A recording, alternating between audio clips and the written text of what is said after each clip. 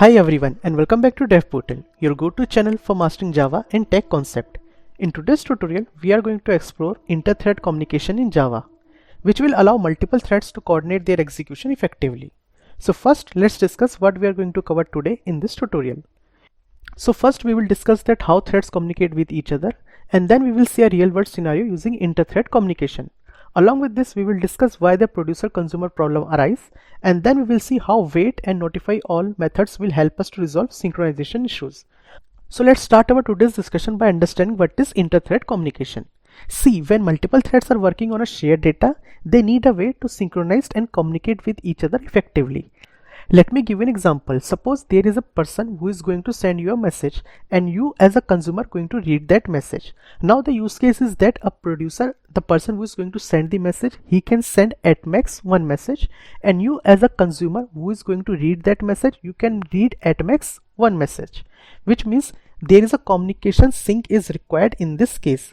Like in our other scenarios like WhatsApp and Instagram, a producer can produce multiple messages and you can read those messages as well. There is no limitation. But here what limitation is there, that as a producer, or you can say as a sender, I can send only one message and you as a reader can read only one message. It means sync is required when I can send my next message and when you can expect the next message. So for that case we need inter-thread communication. For that, in Java we have three methods. One is wait, another one is notify, and third one is notify all. All three we are going to discuss today in this video. But before that, let's discuss if this inter-thread communication is not present, then what issues it can generate. So first thing is that there will be a data loss, and second thing is that deadlock situation can occur. Like that, if I am the producer and if I don't know that you have read the message, in that case I will wait for infinite amount of time, and I will not able to send you the next message. Even as a consumer, you might expecting a message already that is present, but you are not able to sync with me, and you are thinking that message not present in the queue and you are not reading it. So sync is very important in this case. So before going to the code, let me tell you what wait, notify and notify all will do. If we talk about wait, then it will cause the current thread to wait for infinite amount of time until another thread call the notify method or notify all method. What notify method will do? It will wake up one waiting thread, and notify all will wake up all waiting threads. But before using these methods, we need to make sure that these methods are called inside a synchronized block so that we can avoid race condition as well. So now let me show that how inter-thread communication happen in Java. The example which I told you earlier, that is the producer and consumer, that one person is going to send the message and another person will going to read that message. So what I will do, I will create two threads, one as a producer and one as a consumer. Producer will send the message and consumer will read that message, and we will allow only one message to be delivered from one end to the another end. So what I'm going to do, I will create a class, and inside that class I will create these two methods. So first let me create a class. So I will write class and let me give this a name, suppose message, and inside this class I will create two instance variable. So first is private, and data type will be string, and let me give this a name, suppose message. This message that a producer will produce, or you can say it will send the message, and as a consumer it will read that message. So this is the message that I am going to use. And second one is that private boolean flag. One flag I am going to use so that I know that the message is present, or that I can send another message or not, or a consumer has read that message or not. So for that I will give this a name, suppose has message. So with this I will understand if has message is true, in that case consumer can read the message, and if has message is false, in that case producer can send another message, or you can say next message. So now let me create two methods, one is send message and one is received message, or you can say read message. So for that I will write public, and as I told, these methods that we are going to call, that is wait and notify, these should be used inside a synchronized block. So for that I will create this method as a synchronized method. So I will write synchronized. What synchronization will do, it will allow only one thread to access this method and other thread will go into the block state. So I will write public synchronized, data type will be void, return data type, and let me give this a name, suppose send message, and I need a string argument, that is message, which I want to deliver. And now what I'm going to do, first I will check if a has message is true or not. If already message is present, in that case I cannot send my next message. which I told you. So for that, what I will do, I will create one loop here, that is while I am going to use has message. So I will wait until this value is not false. So now I know that the has message value is true. It means I cannot send my next message. So in that case, I have to wait. So I will call wait method here. And once I call this wait method, it will ask me to either try catch this exception or throw this exception. So let me catch this exception. And let me do one more thing. Let me remove this comment. And here I will add sysout statement. And here I will write inside catch block under send message method.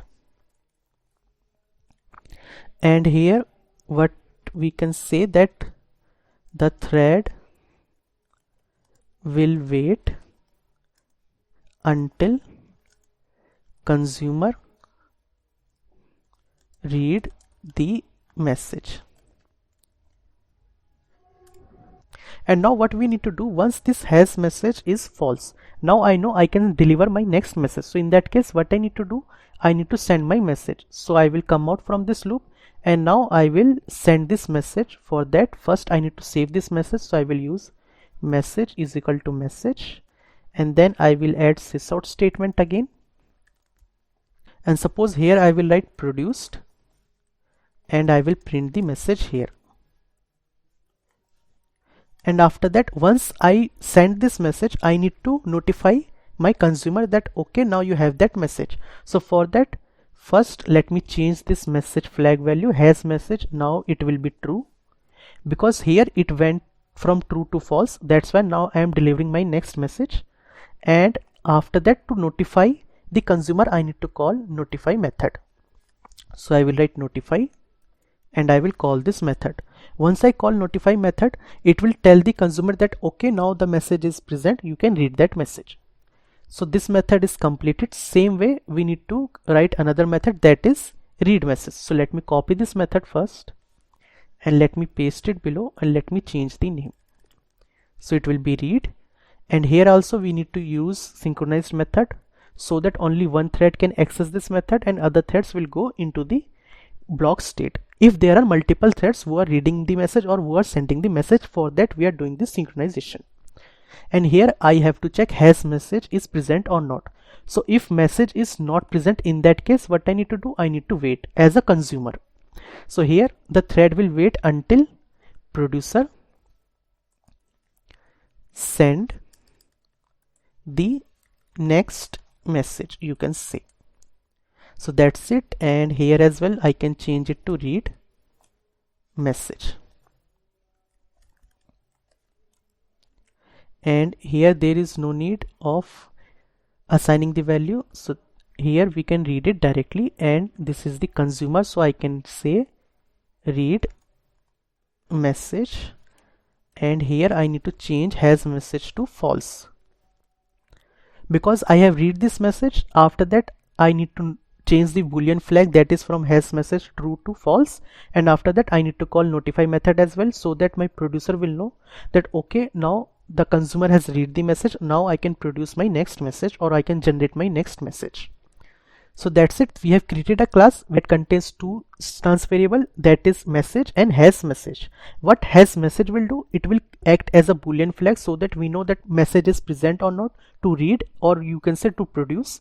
And what message will do, it will have the current value of the message which has been produced or which has been consumed. So now let me write a code inside a main method. I will create two threads, one as a producer, one as a consumer, and I will produce some messages, and those messages I will read with the help of consumer. So first let me create the object of message class here. So I will write message is equal to new message. And now let me create first thread, that is a producer. So I will write thread producer, and this will produce a message. So I will write new thread, and here what I'm going to do, I will use lambda expression. And first let me give this a name, suppose it is a producer. And inside this block what I'm going to do, I will create first the array of string. So I will write string, array I will create. Suppose these are the messages which I want to deliver. I will write new string, and here first let me provide hi. Then suppose how are you? This is my second message. Then I am asking how's your day is going. And after that, fourth message, suppose goodbye. So that's it. These are the 4 messages which we are going to send to the consumer as a producer. And now I will write one for loop here. So string message, let me give this a name, suppose message. So let me give this msg, and this message I am going to deliver. So I will call message dot send message, and I will pass So that's it. And what I can do it here, I can do thread dot sleep as well, so that we can see the inter-thread communication as well, and it will throw an exception. So let me write under try catch block. So my one thread is created. Now what I'm going to do, I will create my next thread, that is a consumer. So I will write thread, and this is consumer. So I will write consumer, and here I will write new thread, and here as well I will use lambda expression to define the body. And first let me give this a name, suppose consumer. And here what we need to do, we need to call read message, and for that again we are going to use for loop. So I will write for, and as I know that total 4 message I need to read, so I will write int I is equal to 0, I should be less than 4, I plus plus, and here I will call message dot read message, and let me write thread dot sleep here as well. And above I have given 500, so here let me give 1000 as a value, surrounded by try and catch. And let me remove this comment, and now that's it. We have created 2 threads as well. Now what I'm going to do, I will call start method to start the execution of these threads. So I will write producer dot start, and same way I will call consumer dot start. So that's it. Now let me save this code and start the execution. So you can see in the console, let me maximize it. So you can see in the console, first producer has produced one message, that is hi, and then consumer has read the message, that is hi. After that, producer has produced the next message, that is how are you, and then we have read that message, how are you. And after that, producer produced the next message, that is how your day is going, and then we have read that message, and after that goodbye message has been delivered, which has been read by the consumer. So this is how threads communicate with each other in Java. What we have done, we have created 2 threads, one is a producer, one is a consumer, and we have called wait and notify method. As a producer, it will wait until consumer read the message, and consumer will wait until producer send the next message.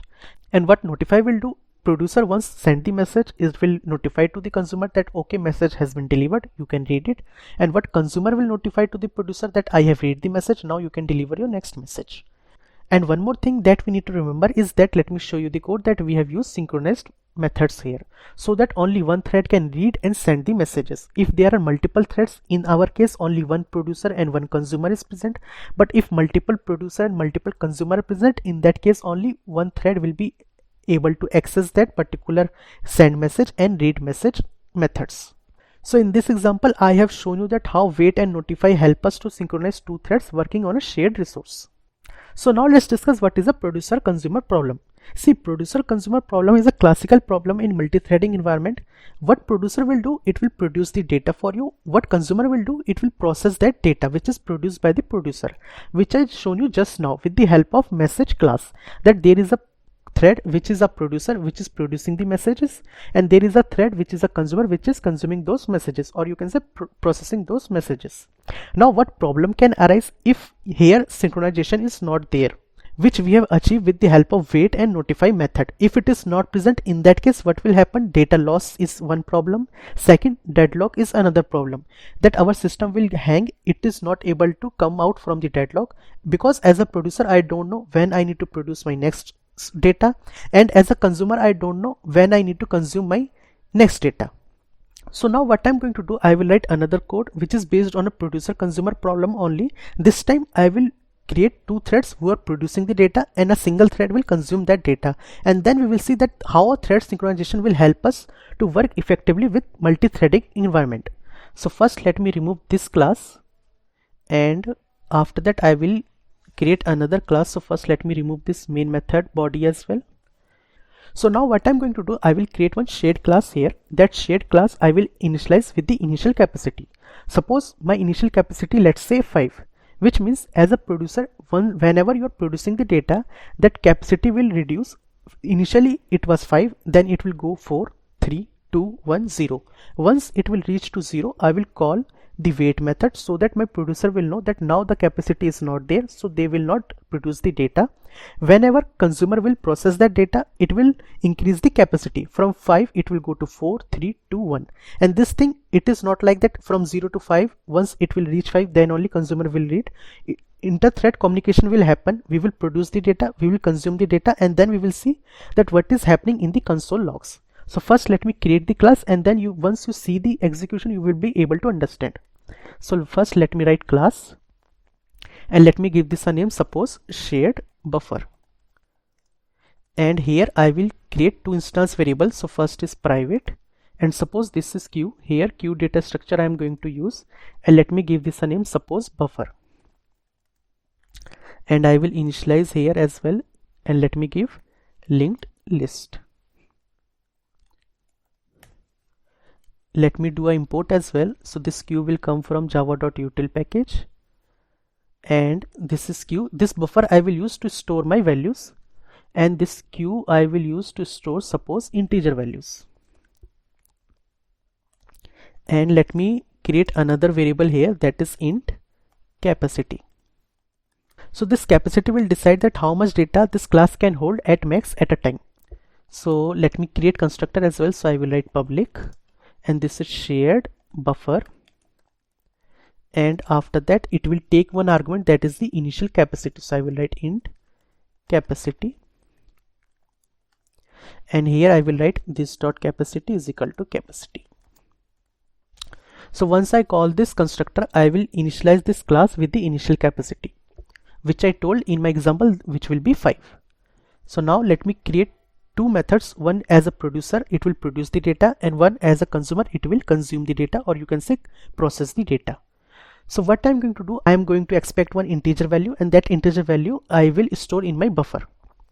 So first let me write public, and as usual I will use synchronization here, so that this method will be synchronized method, so that only one thread can access this method and other threads will go into the block state, so that we can overcome from the race condition as well. And the return data type is void, and this will be the producer. So I will write produce, and it will expect one argument, that is value.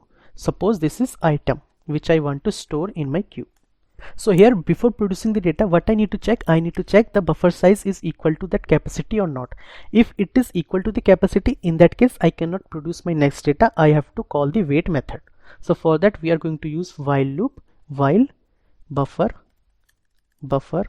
dot size is equal to suppose capacity. In that case we need to call wait method here, wait method, and this method will generate, or it can throw an exception. So I will surround it by try catch block. So let me remove this comment, and what I'm going to do here, I will write sysout statement, that is inside catch block under produce method. And once we have the available space, what I'm going to do, I will call buffer.add. I will add my next item value. I will call buffer.add, and I will add item value here, and after that I will add sysout statement as well, so that we know that this item has been added. So I will write added item, and that item value I will print it here. And after that we need to notify our consumer as well, that okay, one value has been added, so you can consume that value. So for that we will call notify all. This time we are going to call notify all. Suppose multiple threads are there as a consumer and as a producer. So for that we have called notifyAll. So that's it, we have written the producer method. Now let me copy this method, and same thing we are going to do with the help of consumer as well. Just few changes we required. So here it is a consumer, so let me give this a name, suppose consume, and here argument is not required, and let me change this name produce to the consume, and here what we need to check if the buffer size is 0. In that case we have to wait, and here rather than adding the item, what we need to do, we need to read that item. So I will call int value, suppose it is, or rather than value, let me write item itself, and I will write buffer dot poll. So I have the value, and here what I need to do, read item, and after that I can call notifyAll. So that's it. Let me add semicolon as well. So our method has completed. We have written one producer method, one consumer method. What producer will do, it will add the item into the queue, and what consumer will do, it will read the value, and after that it will call the notifyAll method. So now let me complete the main method as well. So I will go to the main method, and here first let me create the object of the shared buffer class. So I will write shared buffer, and let me give this a name, suppose shared is equal to new shared buffer, and the initial capacity is 5, let's say. And now I will create two threads as a producer. So first is thread T1, and what T1 will do, it will add suppose even numbers into my queue. So for that I will write new thread, and same way I will use lambda expression here as well, and let me give this a name, suppose even number. So even number will produce even numbers, and it will add into the queue. What odd, I will create another thread that is odd, that will produce odd number, and it will add odd numbers into the queue. So for that I need to write here for loop for int I is equal to 0, and this loop I will run until I is less than 20, suppose.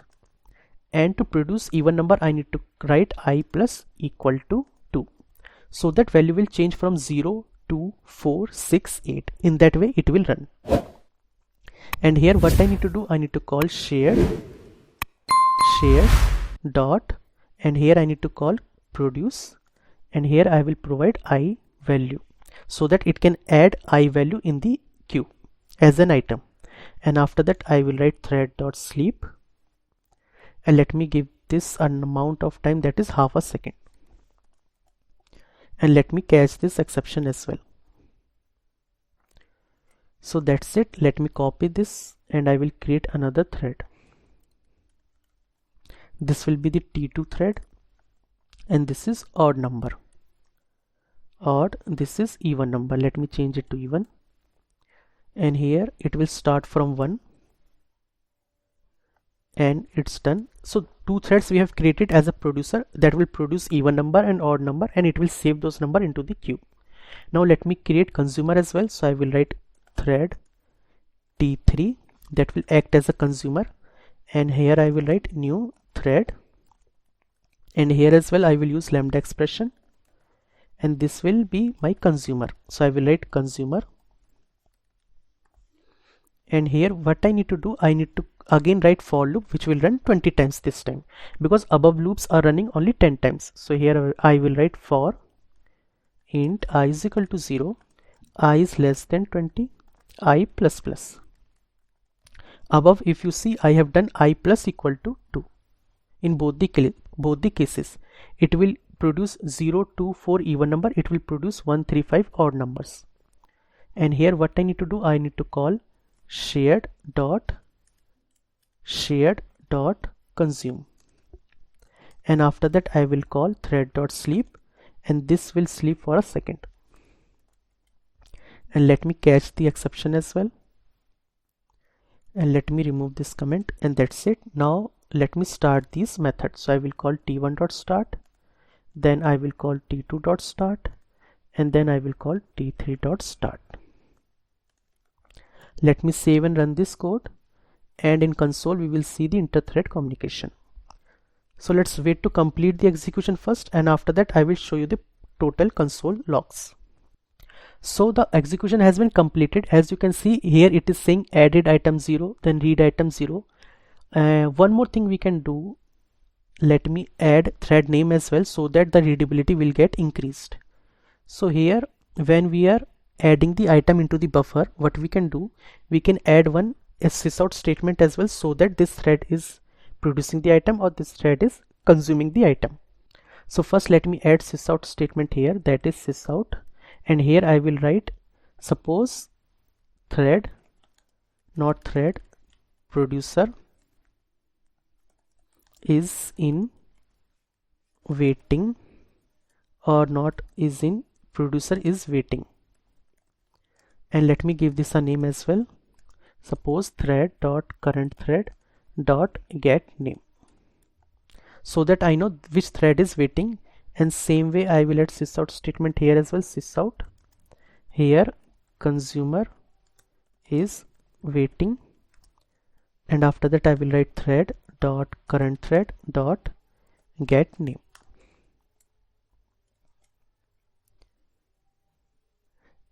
And to make it more better, what we can do, we can write buffer is full as well. So I will write buffer is full, so producer is waiting, and here buffer is empty, so consumer is waiting. And when we produce an item, let me write that value as well, added item, okay, that we can understand. So now let me run this code again, and we will see that how inter-thread communication is working. So here you can see added item 0, added item 1, then read item 0, then added item. So let's wait to complete this first, and then we will see how the proper communication is happening between two producer and one consumer. So it is almost done. It reached to 8, item has been read till 19. Okay, the execution has been completed. And now if I come up, you can see added item 0, this is a even number, then added item 1, then read item 0, 0 has been read from the queue, then added item 2, it has been added. If you come little bit down, you can see it here, buffer is full, so the producer is waiting, which is odd number.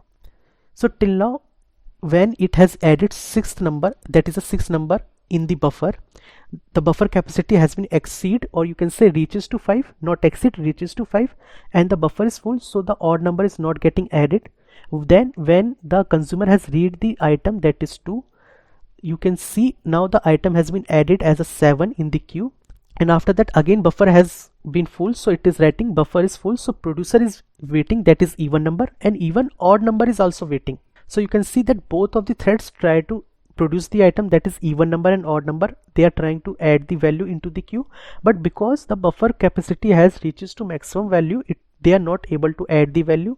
And once the consumer has read the next value, that is 3, item has been added 8, then again odd is saying okay, capacity is full, I cannot add the item, I have to wait. Then even number is saying I cannot add the item, I have to wait.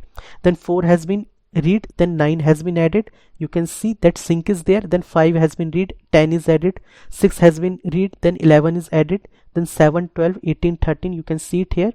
And once the value, that is 19, till at max it can be able to add only 19. From 0 to 19, 20 values it will be able to add. So you can see after item number 19 has been added, you can see only read statement, that is 15, 16, 17, 18, 19. So this is how we have written a code so that the threads can communicate with each other effectively. What we have done it here, let me show you again. Let me minimize this. So here we have called the wait method first. What wait will do, it will makes the producer wait when the buffer is full, and it will makes the consumer to wait until the buffer is not having any capacity, which means if a buffer is empty, in that case consumer will wait, and if the buffer is full, in that case producer will wait. And then we have used notify all because we have 2 producer and 1 consumer, so it will notify both the producer to add the item into the value. And then we have called notify all because we have 2 threads as a producer, one is even thread, one is odd thread, which will add even values and odd values into the queue, and both will get notified whenever there is a buffer available in the queue. What notify all will do, it will ensure all waiting threads are notified together so that when an item has been produced or it has been consumed. And we have used synchronization as well so that it can ensure that only one thread can access these methods, so that we can prevent us from the data inconsistency, or you can say race condition. So to summarize, wait, notify and notify all methods allow threads to communicate with each other effectively, whereas producer-consumer problem is a real-world challenge which can be resolved effectively with the help of wait, notify or notify all methods. So that's it for today's video on Dev Portal. Notes link I will give you in the description box as well as in the comment section so you can check it out. And if you found this video helpful, don't forget to like, share and subscribe to Dev Portal, and you can share these videos with your fellow developers as well who are learning Java or database series. And have any question or suggestion, please drop them in the comments below. I will read it. And till then, happy coding. I will see you on my next video.